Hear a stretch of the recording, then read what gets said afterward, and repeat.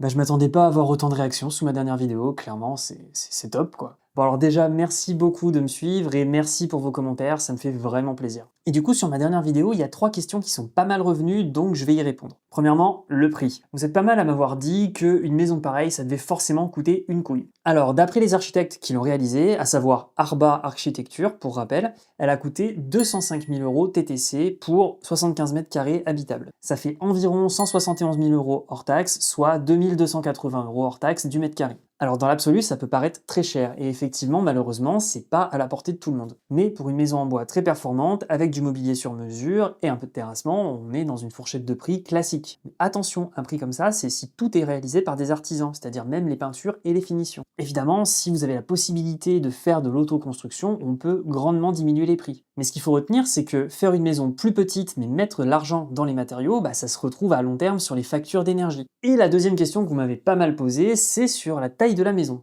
Alors pour moi, c'est un parti pris radical des architectes, mais qui s'explique très bien. Bon, dans la maison, les chambres sont petites, mais au final, on y passe du temps que pour dormir. C'est pareil, la salle de bain elle est petite, mais au final on n'y va que pour prendre une douche. A l'inverse, on a une pièce dédiée à la bibliothèque et un beau séjour. Et je pense qu'en fait les clients voulaient privilégier les grands espaces communs, quitte à avoir des petits espaces intimes, mais en fait ils préfèrent passer plus de temps ensemble. La troisième question que j'ai pas mal retrouvée, c'était par rapport à l'utilisation du zinc en toiture. Alors oui, effectivement, le métal ça chauffe beaucoup, mais la tuile ça chauffe énormément aussi, et la terre cuite, bah, ça emmagasine et ça relâche pas mal de chaleur. C'est pas pour rien que les fours traditionnels sont en briques, par exemple. Au final, peu importe le matériau utilisé, ce qu'il faut absolument faire, c'est créer une lame d'air sous la couverture pour ventiler et donc empêcher la transmission de la chaleur d'un matériau à un autre. En fait, le vrai problème du zinc, c'est que c'est un matériau qui n'est pas vraiment écologique, aussi bien à l'extraction qu'à la transformation, et on n'en a pas une quantité infinie. C'est pour ça que tu as des grandes marques de couverture qui se lancent dans des panneaux de zinc recyclés. Pour le coup, c'est pas une si mauvaise alternative, même s'il y a quand même une étape de traitement et de transformation. Bon, au moins, il n'y a pas de nouvelle extraction. Et voilà, encore merci pour vos retours, c'était vraiment très cool, et je vous dis à la prochaine.